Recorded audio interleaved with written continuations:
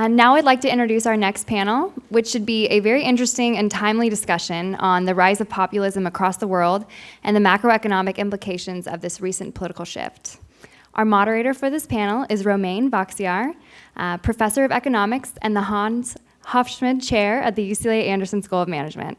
His research on the roots of economic prosperity have been published in leading academic journals such as the Quarterly Journal of Economics, the American Economic Review, and the Review of Economics and Statistics. He was the Edward Teller National Fellow at the Hoover Institution in 2002 to 2003. Outside of UCLA, he is a research associate at the National Bureau of Economic Research. From 1998 to 2008, he was a professor at Stanford's Graduate School of Business. In addition to his academic experience, he worked as a consultant for the World Bank. He was born in Switzerland, raised in India and France, and moved to the United States in 1992 to obtain a PhD at Harvard University. And on the panel, we also have John Bellows, portfolio manager and economist at Western Asset Management, and Sarah Ketterer, CEO of Causeway Capital Management. Thank you. Thanks very much. So very excited to be here. Yeah, please welcome our speakers.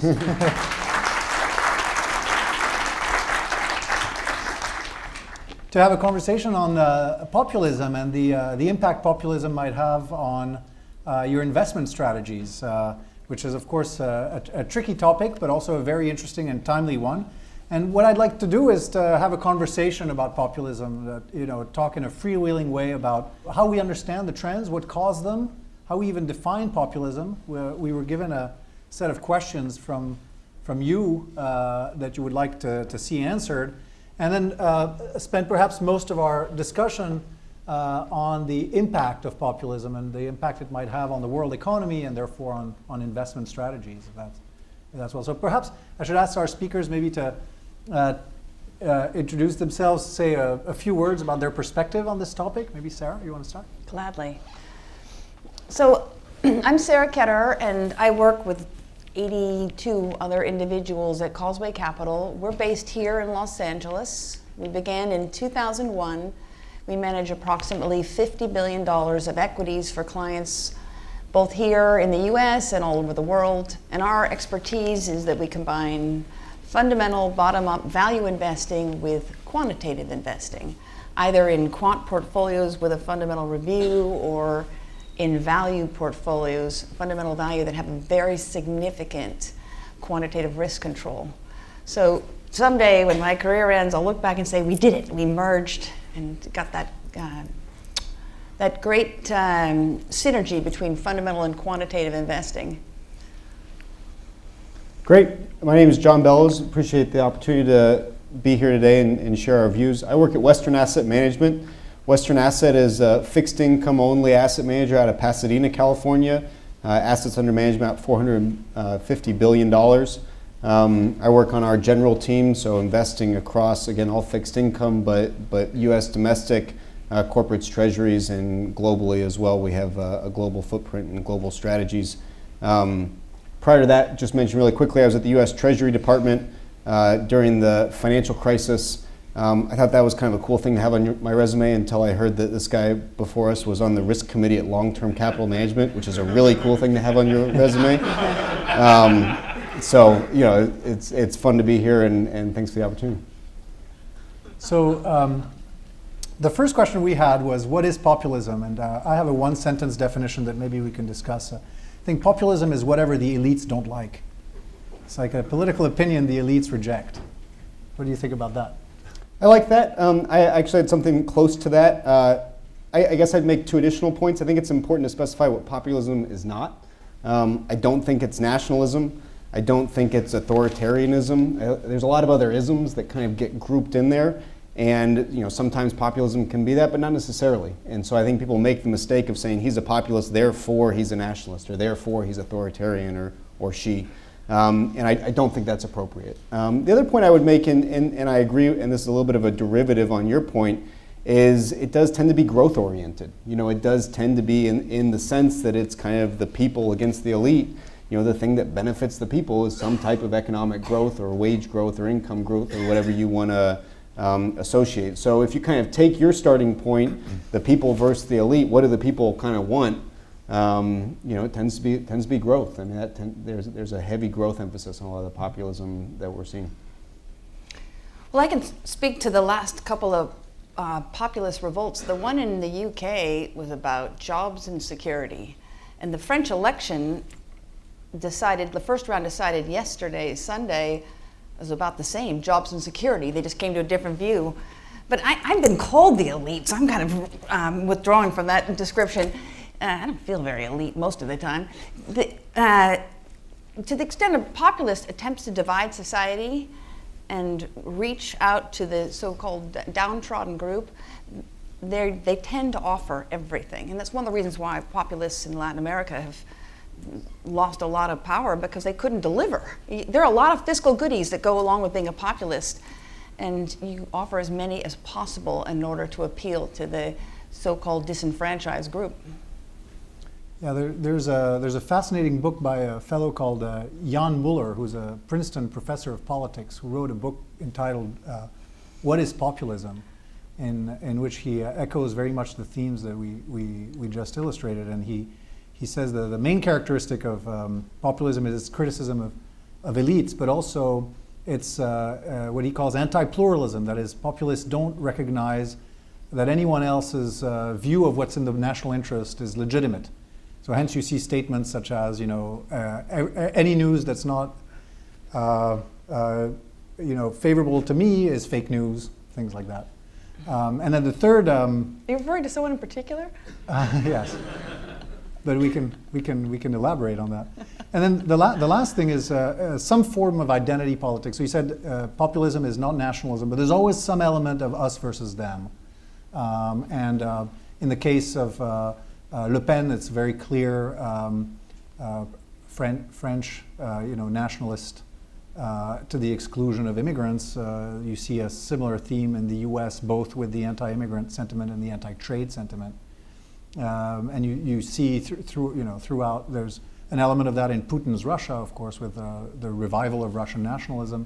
There's always an element of national identity mattering.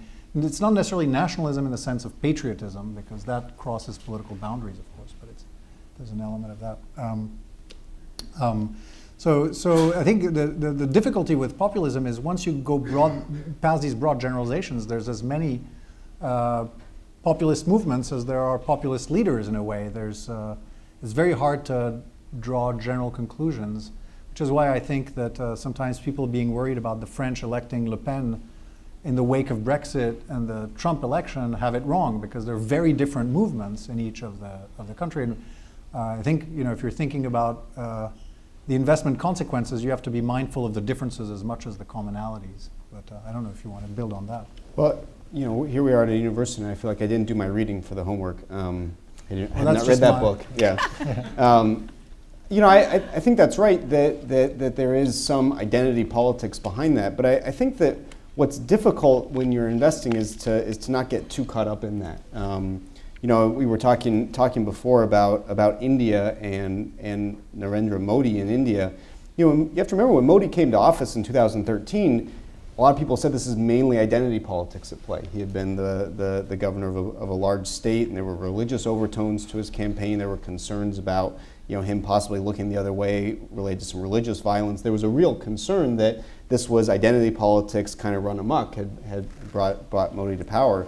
And I think his governing experience has not borne that out. He's done quite a bit, and we were talking about this in terms of economic reforms, banking sector reforms, demonetization, that if you had spent your whole time worrying about what was happening in identity politics, you would have missed what was actually going on in the economic policy. And I think there's a little bit of the same, it's a little bit of the same risk in the United States. It's so easy to get caught up in the identity politics of what the current president has said about whether it's people in Mexico or China or other parts of the country, that you can kind of miss what's actually happening on the economic side. So, in some sense, and where I started, I guess maybe reflects my investment focus, is I do think it comes back to growth. I think the identity politics may be interesting in campaigns, but I don't think that's a good definition for how people govern. I'd suggest both Trump and Modi are examples of that. And ultimately, what markets care about, you can get sideswiped by the identity politics, but it's the growth that's going to drive markets. We have a number of clients who were very restive prior to the French election. Oh, what will happen? And if Le Pen and maybe Mélenchon, the left candidate, very far left, if those two made it through the first round, then what would happen? The world will come to an end. And I patiently try to explain that we're in the 80% debt to GDP countries, and France is right up there, a little higher than Germany, and the US is even higher. There are only so many options for the leader, no matter how much fiscal attitude they claim they can have, whether you're talking about closing your borders and shortening the work week even further, and making sure that anybody who makes over $400,000 pays 100% tax, income tax, whatever the proposition, and this is real, whatever the proposition, those things are awfully difficult to do without cratering your economy. And if you need to ensure stability because you have so much debt, they're really not feasible. So we look at almost all of these populist scares as an opportunity to buy more of great companies that maybe have been tainted due to something political that's unlikely to be realized. You're all saying, well, what about Argentina? Yeah, there are exceptions when Perón went a little too far and the economy it's been rough going since. But for Europe, please, this is Europe, unlikely to light themselves on fire. I think the distinction you have to draw there is between emerging markets where perhaps because the regimes are less democratic and less pluralistic, if you have a leader like Erdogan in Turkey or Putin in Russia, that can have dramatic effects on policy versus countries like France and the US, where not only do you have economic constraints, as you stress, but also political constraints. If Le Pen gets elected in 2 weeks, which is very unlikely, she needs the National Assembly. She will not have the National Assembly. Yeah. She will not have the courts. She will not have civil society. She will not have all of us elites on board, which matters. It's you true. need elites to govern. Yeah, the National Assembly has 2 elections coming up, and historically in France, I've told this to clients, I don't think it made them feel any better, that whoever wins the presidential election, given the proximity of the presidential election to the National Assembly elections, the National Assembly tends to take a political strike very similar to that of the president. What's unusual this year is the En Marche party started by Macron is completely new. So it'll be interesting to see how the National Assembly changes its composition to match something that isn't typical.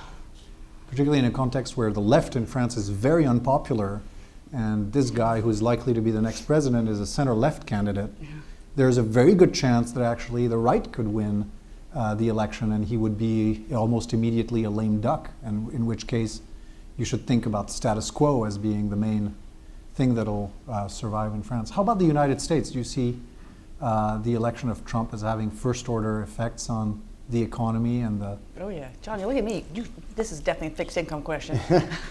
So I think the general conversation that you just had about the institutional constraints being meaningful and binding, I think is right. But I actually think that's that you can kind of talk yourself into complacency by saying the institutions will always slow things down and nothing's ever going to change. And I think we've seen over the last 6 months that stuff can change, and it can change very fast. You think about 10-year bond yields going from 170 to 260. Now it sounds like a small percentage, but that represents a very meaningful shift in the market's perception of growth and inflation going forward. And I think we're in a period where we're evaluating whether that was too much or too little, but I don't think anybody would say that nothing's changed. I mean, something has changed. And what has changed is just a more aggressive emphasis on generating growth in the United States than we had before. And I think that's certainly something you have to kind of just take on board. And that happens through tax cuts, it happens through deregulation. And so a lot of the concerns, a lot of the things that had been kind of weighing us down seem to have gone away with a change in attitude. And so I just kind of want to push back on this idea that institutions will always kind of bring us back into a status quo. I think we've actually seen that's not true. And I'd go back to Modi as well as another example where you can have populist leaders come in, change the conversation, change your sense of what's possible, and that matters. Yeah, the jury's still out. I'm going to come back to the US, but on the UK, because there's another, that was quite a shock to markets all over the world last June when the leavers bested the remainers, and we're not quite sure what the UK populace was really voting for, and maybe they weren't either. But nonetheless, it certainly affected the Prime Minister at the time. Cameron had to step down. His replacement, Theresa May, has taken over, and she's quickly flipped to become a leaver, albeit more of a soft Brexit, whatever that is. But that is a definite change. She's actually running for office and has an election now called for early June so that she can cement her position in office, but to do something that her party is not entirely in favor of. There's a far right section of the Tory party that want to just have a hard Brexit and middle finger to all of Europe, and that's kind of ridiculous because it's so damaging. The populace didn't vote for poverty, they voted for prosperity. So it's unlikely that she'll do anything but the most gradual change possible, but she's triggered Article 50, and the UK is now in train to leave the European Union, which is a very big deal and a real status quo changer. The big question. I was just going to elaborate, just be a little bit more specific on my earlier comment. The kind of news that we're tracking today that people are anticipating is the White House is going to announce a tax plan on Wednesday. The reporting today and apparently what the president has asked his senior staff is to not worry about deficits and just worry about getting tax rates lower. That's a material change. There is no point over the last 8 years where the President Obama said, don't worry about deficits. And whether he was right or wrong about that, history will judge and we'll see. But that is a material change. And sure, Congress is going to slow that down. Sure, that needs to go through the legislative sausage-making process. But we have seen a change there. It is growth-oriented, and I'd argue it's populist-oriented. Well, that's the issue. The main items of the populist agenda that differ from the Republican agenda have to do with restrictions on free trade, restrictions on immigration, and items like that. And the agenda item you mentioned is boilerplate republicanism. You do a big tax cut, blow a giant hole in the deficit. Reagan did it, Bush did it. We're doing it now. Yeah. It's probably going to be fine. Yeah. If a fast-growing economy, if we get a point or two more of growth, we can pay the debt back.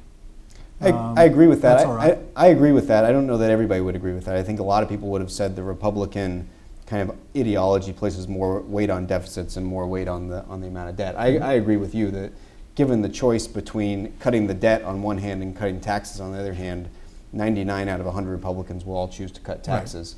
Right. That's not totally obvious to everybody, but I tend to agree with you on that. But the point is on the dangerous items, the ones that could actually reduce growth in the world economy, like protectionistic proclivities, we're not really seeing anywhere, even in the Brexit example, these fears materialize. I mean, in the Brexit example, it seems that the main priority will be to sign a new free trade agreement with Europe, which will probably continue the current arrangement. Yeah, the Prime Minister has said that she's going to countenance the keeping free movement of labor, which was one of these major election issues for this transition period, which could go on far beyond the 2 years allotted, because there's too much to do, and the negotiations are going to be labyrinthine based on, there are great examples like Canada trying to negotiate a treaty with the EU. It took 7 years. That was Canada. The Brits have to get out of one and into another one. So we don't think anything harsh is going to happen, but if you're an equity investor, you have to do all these scenarios, and you can't assume that tax rates in the US, corporate tax will drop to 20 or 25%, because you have to keep putting probabilities on it, running the scenarios and deciding how much you're willing to pay for this, if any. And as value investors, we try to pay zero for the future. That's always the biggest margin of safety, when you don't pay for it at all. And some of this fiscal excess will take a while to happen. In the U.S., have yet to get through health care. I don't know, we kind of have to do these one at a time. We're not capable of putting all the balls in the air at once. Do you think it's fair to say that the status quo in most cases is going to prevail? When it comes to things like health care, we've seen that Paul Ryan has announced that Obamacare is the law of the land and will be for the foreseeable future. Yeah. On trade in England. I just think it's very difficult to take away benefits. This is nothing particularly prophetic. It's obvious to most people, but once you have something, you don't want it taken away. And that'll be awfully difficult. The only way to make it easier is to offer something else. It's that something else that seems to be rather difficult for the Republicans to come up with. So you mentioned immigration and trade earlier as kind of the things to worry about, and to be clear, we're worried about those too. I mean, it's easy to be concerned about the negative impacts those would have. That said, I do think that the agenda here, both in the United States and in other countries, is a fairly standard one, which is to create growth, and by creating growth, you satisfy your base. And if that's the way you look at it, it's kind of, it would be a surprise to a lot of people if this administration or any administration did something that would necessarily kind of shoot themselves in the foot. And I think that kind of, again, it's not kind of rocket science. You come into office as a new president, what's the first thing you do? Well, you try and get jobs going, you try and get growth going. Ronald Reagan cut taxes in 1981, George Bush cut taxes in 2001, Barack Obama cut taxes in 2009. This is kind of a standard playbook. And I think most politicians, are going to follow something along that standard lines. The rhetorics could be a little bit different. The intensity which they follow, that's different. But that self-interested political view of let's get growth going, and by doing that, kind of solidify our political base. That's what we'd expect here. And so, I go back to, though, something's changed, and I think what's changed is the intensity with which they're approaching that. And I think it has put things on the table and put things in terms of the expectations that simply weren't there before. And I think that's why markets have moved, fixed income, equities too, and I think that's probably appropriate. Markets have moved sometimes in unexpected directions that are consistent with either the status quo remaining, or in fact growth picking up and things improving. Is that your understanding of what happened, both after Brexit and after Trump's election? Let me speak about the Trump election specifically. So, to be clear, we didn't have that election called correctly. So, like everybody else, we thought Clinton was going to win. But that said, I think we did understand that if Trump did win, it would be a very positive thing for equity markets in particular, or risk markets. We don't have equities, but we have corporate fixed income. Just because of the positive growth impulse. You kind of looked at the platforms of the two candidates, and it was very clear that the Trump platform was more pro-growth, whether it was on the regulatory side or the tax side or the infrastructure side, in a much more aggressive sense. And straightforwardly, you generate more growth in the United States, and you're going to see that in risk assets, and you're going to see that in other emerging market assets around the world. So that one, again, we didn't get the kind of who's going to win call right, but I think we did understood very quickly that was a pro-growth platform that you should see in equity markets. So, and that's what I, hopefully I'm communicating is that's been a big change. I think that's probably appropriate. I think that is a real change that's happened. Mm-hmm. There's the pro-growth part, and then there's the oddities and peculiarities of border control and anti-immigration, and then the worst one of all is the efforts to disassemble past trade agreements. I was about a month ago in Mexico. I had a chance to meet with a number of companies they all wanted to know what was going to happen. I have no idea. I don't think anybody in Washington does, but this idea that NAFTA is inferior and it does the U.S. a disservice. We could argue this could be a whole panel topic, but we do need our trade partners, and we need them for lots of reasons, not just economic, but security as well. And there's always a populist somewhere. Just Mexico has their López Obrador, who is in the background, who'd like to re-nationalize businesses and reverse the deregulation of energy, and he's bad news. So there are certain facets of what President Trump is doing that assume he's successful with it, could be very disruptive. And that's the sort of event that we try to anticipate as equity investors and plan for. I mean, having an overweight to Mexico could be kind of a problem if it turns out we do something rather disruptive with NAFTA. So rebalancing. It's worth mentioning on Mexico that the Mexican peso has been the best performing asset in the last 3 months. So that, that's, you have to think about prices. Well, it went down first, and had a really lousy year last year.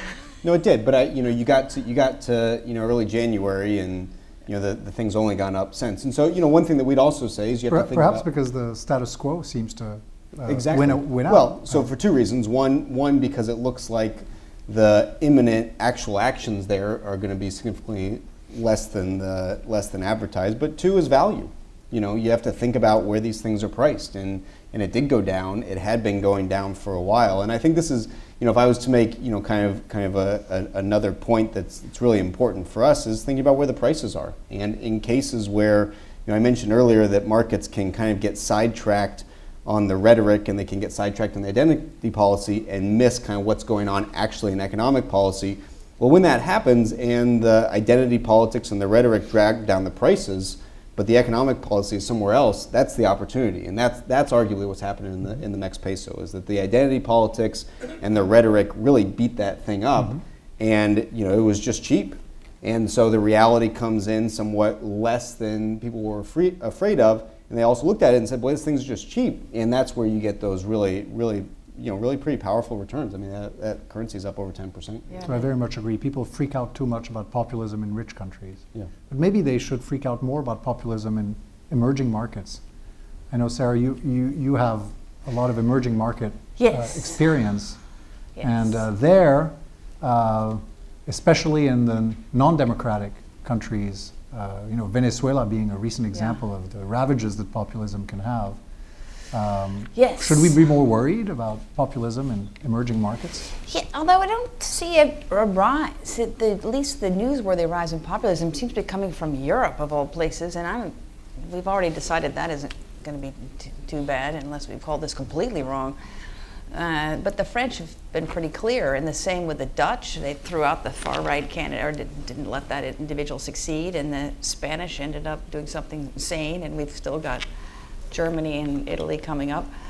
But in the emerging world,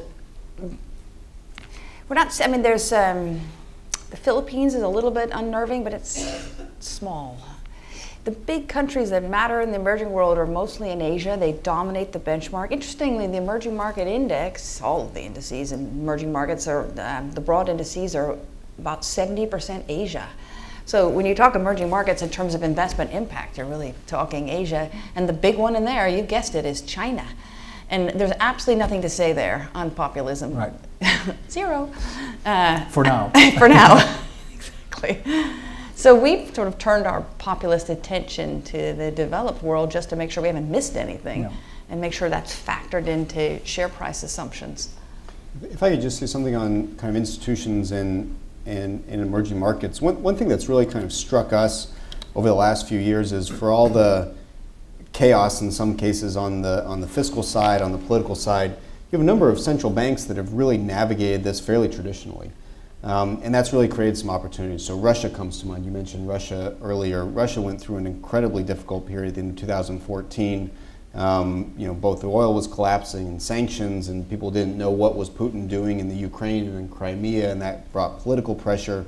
And yet you had a central bank who approached it very traditionally, and you had currency outflows and inflation was too high, and they just put interest rates up at 17%. So that's a totally textbook response from the central bank. And if all you were doing was watching the headlines about Crimea and the Ukraine, you would think this thing's a disaster, I want no part of it. But because you had such an aggressive central bank in a very textbook way, that really created an opportunity on the currency side, because that brought inflation down, that stopped the currency outflows, and allowed them to cut rates. Actually, a similar thing happened in Brazil. So Brazil, you had an impeachment, you had all this kind of chaos in terms of you had a Petrobras scandal. And if all you've been doing was watching the oil shock as well. You had the oil shock as well. If all you've been doing was watching the the political headlines, you would have gotten the sense that this is just chaotic.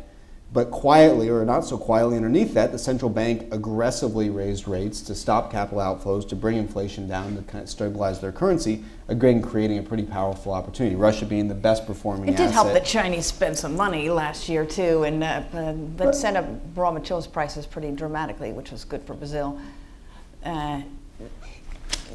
All I can say about emerging markets is, for us, populism has never been the beacon. It's always been, what's the level of corruption? Because that's usually the problem. And if you get any improvement in rule of law, then there's often a much better place to invest, all other things being equal. Has a much bigger effect on growth than perceived changes in governance.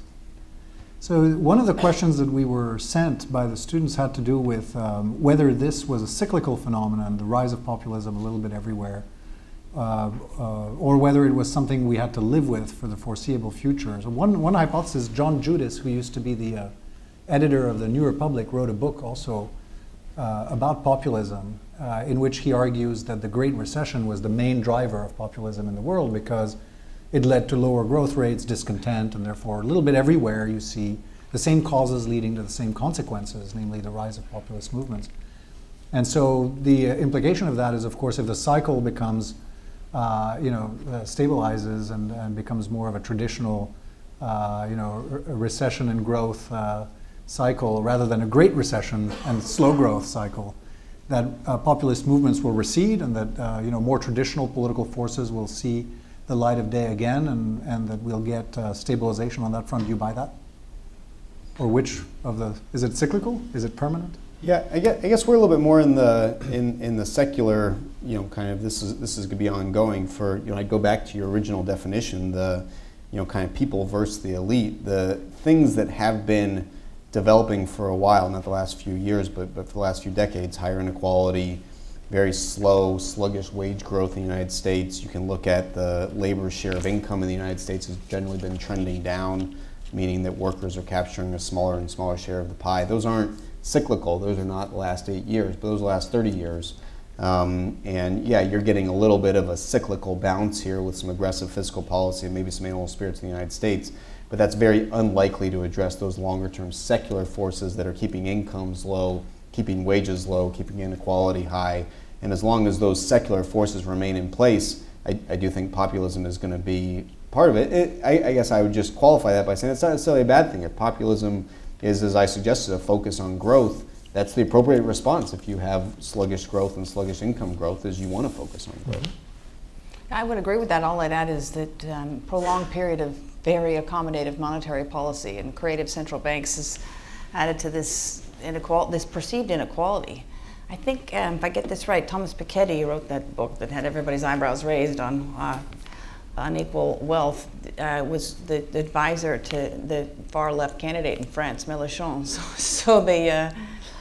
So the word is still out that the elites are crushing the downtrodden.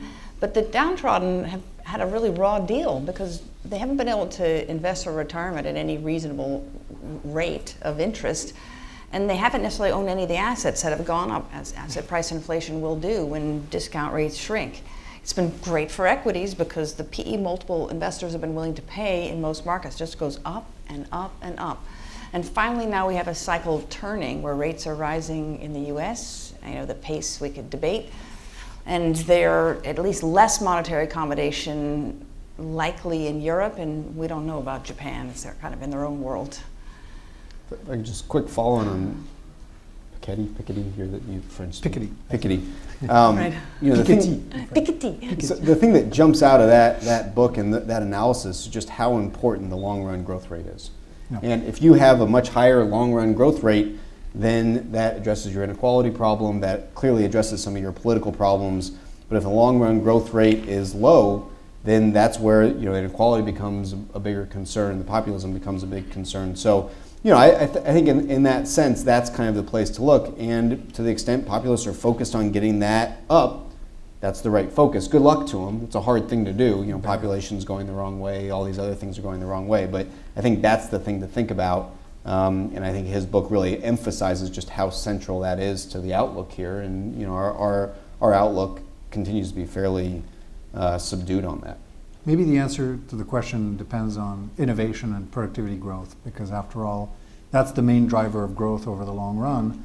And we are in a narrative now about secular stagnation. And Bob Gordon at Northwestern is arguing that the rate of productivity growth in the U.S. is depressed, and permanently depressed, that there's just no innovation going on.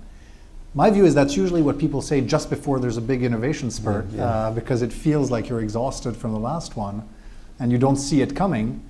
The concern here is that even if we get an innovation spurt, new productivity growth coming online, that this will not lead to the downtrodden doing better, because it could be skill biased in a major way. So it could benefit, again, owners of capital, owners of robots, owners of computers, at the expense of owners of labor. Yeah.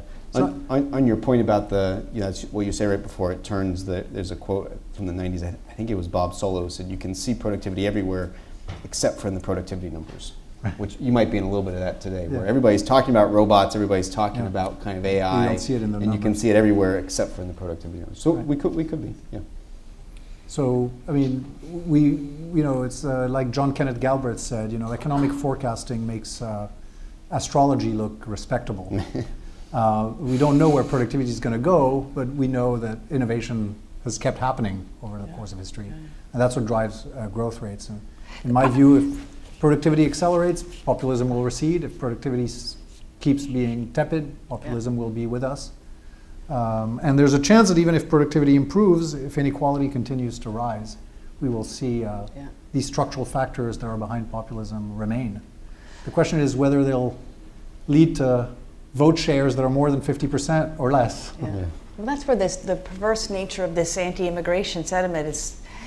Immigrants often rejuvenate a population. They certainly do that in Europe. And closing the doors is pretty much a disastrous situation for productivity, all other things being equal. I have to keep saying that because who knows what else might happen.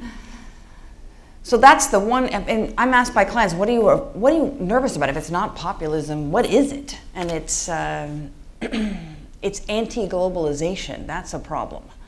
We haven't seen any of it implemented because it has such negative consequences for economies, and most politicians, at least all the ones I've ever met, want to get reelected.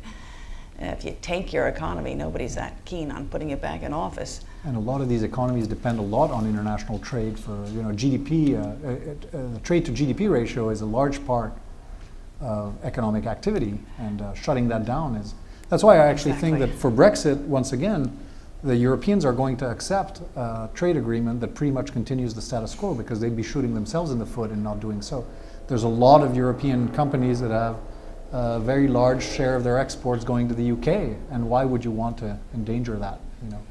So there's mutual interest in maintaining the status quo in that case. But we had a question actually on whether we thought that trade volumes in the world would start to fall as a share of world GDP, like they did during the Great Recession, but in this case as a result of populism. Do you have a view on that? I think, I've already spilled the beans on it. I don't think so, but your turn. That's a tough one. It's worth pointing out that the surprise in global markets in the last 6 months has been the acceleration in global trade. I think if you rewind to November, everybody was writing stories about global trade had been kind of flat. It was shrinking as a share of global GDP because volumes had been flat. Then you had protectionism concerns, and therefore you should do things like sell the Korean won and sell the Taiwan dollar. What's happened in the last 4 months is exactly the opposite. You've seen global trade actually ramp up. You've seen U.S. exports and imports ramp up. Because growth numbers have improved. Exactly. Yeah. And exports out of Korea and Taiwan have gone up, and those currencies have gone straight up with them. And so, I guess this is an example of a couple of things. One is you got to think about what's in the price. And because there was so much in the price last fall that trade was going to go the wrong way, people miss that. I think you got to be careful about the rhetoric not being matched with the reality, which is certainly true on trade so far. Trump Trump has underdelivered on trade. And then, I'd go back to the kind of this common theme that growth solves a lot of problems. And if you can get growth higher, and it's hard, and productivity, is kind of the residual. The measure of our ignorance. We don't know how to do that. But if you can get growth higher, a lot of these other things you're talking about change materially. And we'll see if they get growth higher. The danger from immigration is potentially greater because the vested interests within countries might not mobilize to the same extent as they would on trade. We've seen President Trump sign the H-1B regulation last week, I think it was, which allows for the visa lottery system to go through this year in pretty much unchanged ways from last year, despite all the rhetoric. So that's a good sign. But we have to answer a few more questions, apparently. Yeah. I think that's just a way for him to save face. Yeah. Yeah. Two issues you kind of talked about is, I guess, or even the earlier speaker alerted to, is like the immigration versus like the population growth, whether it's from immigration or from domestic population growth, it has a direct link to the economic growth. But on the other hand, you guys also mentioned technology, or the automations, whether it's robots or kiosks in airports or McDonald's, whatever, are replacing humans. So those two issues are in direct conflict. So I'm just wondering, what's your view on that?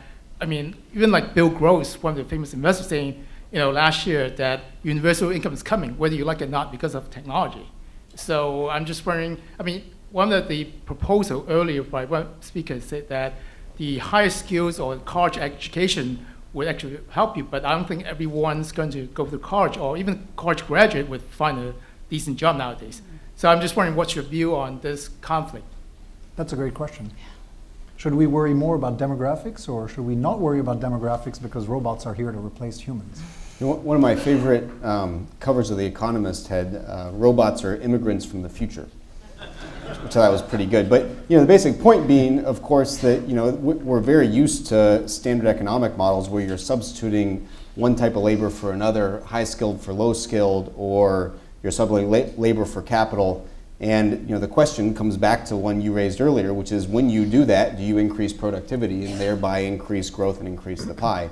If that's what you're doing, then you know you can really see a case for this. That's been the case with immigration. We've had immigration come in. That's improved our productivity, not only in the cases where we're importing, because that's what we're doing with immigrants, is you import labor, you're importing high-skilled labor, but it's also true when you import low-skilled labor, because then you allow American workers to specialize in higher productivity jobs.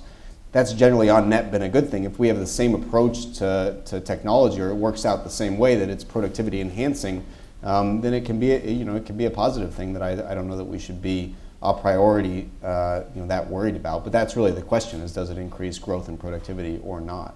And what happens in the transition when people lose the jobs that are replaced by robots, and before they find the new ones? Is something that they don't all economists lose haven't them at focused on. once. I mean, I want to assume it would be the most easily replicable jobs that would go first. Yeah.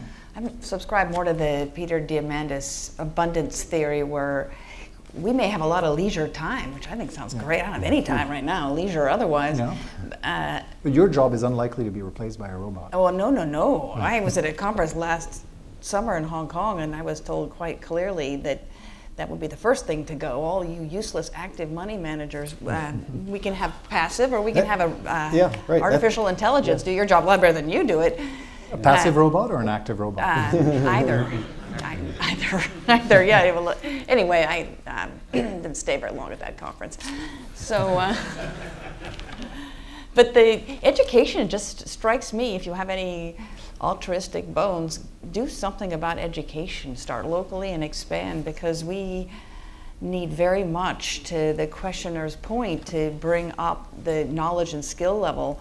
And some won't make it, but many more will if we make that kind of effort. Mm-hmm. There doesn't strike me as any other, and we see this in emerging countries too, that get their act together in terms of education. You know, we talked about India and China, two very admirable places for improving education system, particularly China. And look what it's done. They've just done, this is the second largest economy in the world. They've done a fantastic job bringing people out of poverty. And enhanced productivity through automation should mean that if you're skilled and educated enough, you can do something more complex. We just need more people in that category, and it is a race against time. It is, and we know in our sector of activity, which is education, mine, that it's very hard to, the elasticity of supply of educational services is very low. It's very hard to respond to market signals. You need educational institutions that have high quality or reputation. That can take decades to build up. In the meantime, these hillbillies in southwestern Ohio are out of luck. So that's the main issue and tension that we have here when we're trying to discuss whether populism is going to be with us for a long time or recede in the background. You really need a very pronounced response of the educational system, of the labor market, in order to keep that transition period as short as possible. Another question maybe from the audience. You took part of my question. Oh, yeah, okay. Sorry about that. No, it's okay. You stated, a lot of the books, that have been written about populism. The one thing which I agree with you is hillbilly elegy. Yes. Okay, that book really explains what happened and the populism. But the problem is that we have a populism president. But when he tried to do away with health care, he was taking away 24 million people who had gotten it, through the health care. And to me, that wasn't populism. And he was going to lower taxes, for the very wealthy. Mm-hmm. And what's going to come in his tax program is going to be a lot of the same thing. It's going to be the reduction of taxes for the wealthy and the corporations, but not helping not helping, the little person. But another thing, as far as what I was in Southeast Asia. When I was working, I traveled a lot through Asia, but I was in Myanmar and Thailand and Laos, and China is totally controlling those economies. They have those economies locked up. It's theirs, and without TARP, I think we're going to have a very smaller footprint in Asia. I would like you to respond to that. So you're asking about the trade agreement that was negotiated under President Obama and that Right. Trump just How is got that out of. how is that going to affect, our economy and also the populism? I was personally very much in favor of that agreement. I agree with you that it was a way to, counter the growing influence of China in the Pacific region, in the Asia-Pacific region. But really, both major presidential candidates were going to get out of it, and so it's not clear that what we got with Trump was any worse than what we would have gotten with Clinton on that particular front. I don't know if you feel differently. Well, I'm not sure he wants to get out. He just doesn't want that one. He wants his own. He wants it to be not TPP, but the Trump plan. And that may be true of NAFTA. That may be true of many trade agreements where it's largely, sorry, dare I say the status quo, but the similar arrangement we had or one we should have had, but with a new label. Oh yeah, please. It took an awful lot for a lot of these countries to agree to TARP. And they also changed a lot of their internal labor policies in order to sign up with TARP. Okay, if we change everything, TARP will be completely different, and it won't be the same playing field, and so it might not be as effective. Yeah, I don't disagree with that. I think it's going to be a challenge. Yeah. My view is that on many items on trade, and it predates Trump by a lot, the momentum toward greater liberalization was blunted. In fact, you could argue even before the Great Recession. You have the failure of the Doha round of multilateral trade negotiations, for example, which was kind of the first salvo in that. And if you compare the rate at which we're liberalizing trade today compared to the rate at which we were liberalizing trade in the after-war period, the after Second World War period, it's slowed down greatly. Most of the growth in trade that John was referring to is organic. It comes from the growth in the world economy. It's not the result of liberalization, because that's those efforts have been less pronounced than in the past, and so you're less likely to see. My forecast on that, to the extent economists should be making forecasts, is that you're not going to see major trade initiatives, including TPP. Will probably not be resurrected in a form that changes the status quo materially, and you're likely to see the growth of trade instead come from just the growth of the world economy. The growth of China and India drives a lot of the growth of world trade. But I don't know if opinions differ on that. I agree. Currently, U.S. is a kind of developed economy, but there do have some people like most of them got Donald Trump elected. Like they feel kind of left behind for this new economy. Like they were put out to work by robbers, and they're kind of lack of skills that are required for the current economy. So one of the kind of a popular solution is we bring more education to these people, so get them the skill set that's necessary to not get left behind. But at some point, this kind of education may take a longer time, and for these families, they may put on more economic burden on their children. For example, they may enter workforce at 18 without extra college education, or 4 more years college education may put them into more economic pressure. They probably will not benefit for the short term. So these kind of short term dissatisfaction, will provoke another round of populism. So if you not agree with the current government, or how can we fix this kind of problem? Because it will be kind of short period pain. Right. I think you raise a really good point. I think a lot of that's going on with student debt right now. You hear a lot being written about student debt, which is essentially what you're talking about. It's people taking on debt today with the expectation of higher earnings later, and obviously when you're 30, you haven't realized that lifetime higher earnings yet, and you still have the student debt, and you're quite unhappy, and you're not spending as much. So I think that debate is kind of a very nice example of the issue you raise. I guess in my mind, that suggests a real strong role for the government. You know, the advantage that the government has is it doesn't have kind of a finite time here and overlapping generations, and it can pay things back over a much longer time frame. And there's a role for the government to make those investments up front, and if they are in fact productivity enhancing, then by raising the long-term growth rate, they're going to do fine, and that extra debt won't be a problem. And they're not constrained in the same way that a student who's 30 is, because they're not, you know, because of the overlapping generations. So I think you make a good point. I think that's exactly what's happening with student debt today, but in my mind, that really suggests the increased role of the central government to do some investment where it is productivity enhancing. Education or infrastructure, whatever. You view education as an infrastructure project, in fact. It's just another example of an infrastructure project. Yeah. This is maybe where innovation comes into the conversation, because through a flipped classroom concept and more use of the internet and increasingly giving students access to courses online that are free or nearly free, that's going to help a whole lot of them that otherwise would have been stranded. So there are ways for us to use with our existing resources and use them better. We just have to be committed, and I don't think that's necessarily a central government solution. I think that's has to be adopted at a state and local level. Field trip to LAUSD, anyone?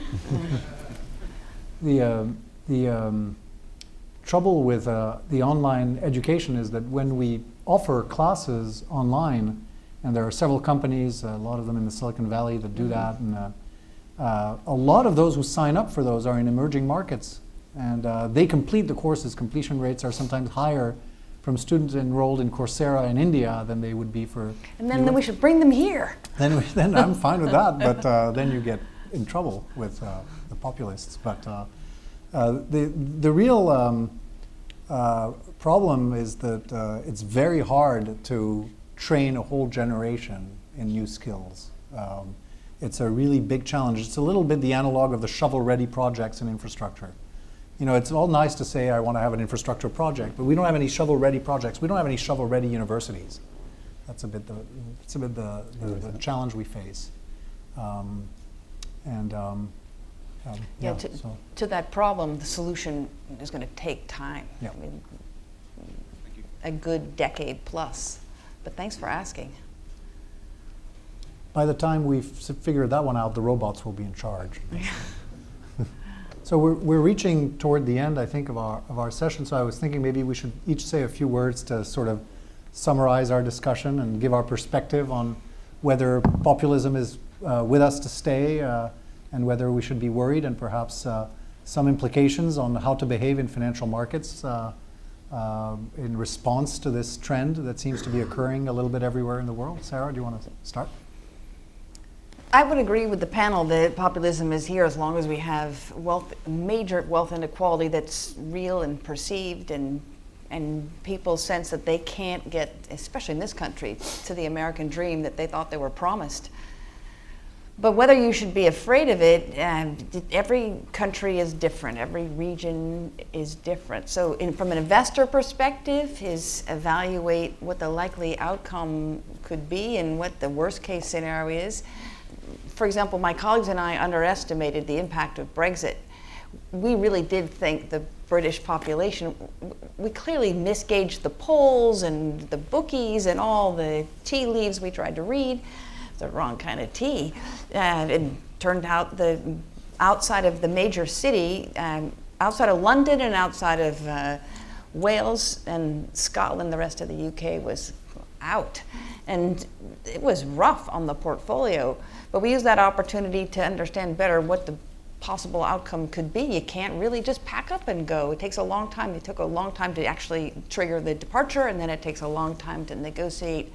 And I would totally agree that I think they're going to come full circle after 5 years and have pretty much the same situation they have today, but they'll not be in the EU having it. So from an investment perspective, use some of this to your advantage, and where there are fears, use that opportunity to accumulate as long as you're comfortable with the downside. Yeah, so with my portfolio manager hat on, I'd make 2 points, a point on fundamentals and a point on prices. Value investors, those are the two ingredients. First on fundamentals, at its base level, a lot of populism is about generating higher growth. And there's a lot of rhetoric about all the other stuff that goes along with it, but if you are generating faster growth, that can be a very powerful thing for markets. We've seen that in the United States. You've seen that in emerging markets where you have actually seen more focus on growth leading to faster growth. And so look through the rhetoric and look at the fundamentals, and where it is growth positive, that can be very meaningful. And then the second on prices is there are a number of opportunities where the headlines, whether it's because of the identity politics or whether it's just because of the political chaos or the uproar or upheaval, the headlines will drag down prices and create opportunities. And the Mexican peso is a good example of that. Russia is a good example. Brazil is a good example of that. And when you have kind of the identity politics that gets everybody so worried, if that creates an opportunity and creates a cheap asset, and the fundamentals are there, that's where you make money. I very much agree with both your sentiments, and I think we can conclude by saying that we view the rhetoric on populism and the dangers of populism as overwrought, perhaps, and that the status quo is the weight of the status quo is very powerful for several reasons. There's political constraints, there's interest group constraints, and there's economic constraints that prevent populists from implementing the most extreme parts of their agenda. And to the extent there's actually some parts of the agenda that are pro-growth, that's all great, and we should welcome those parts. So I want to thank the two panelists. I think this was a fascinating discussion. I learned a lot from it. I hope you did too. And thank you very much for coming. Thank you.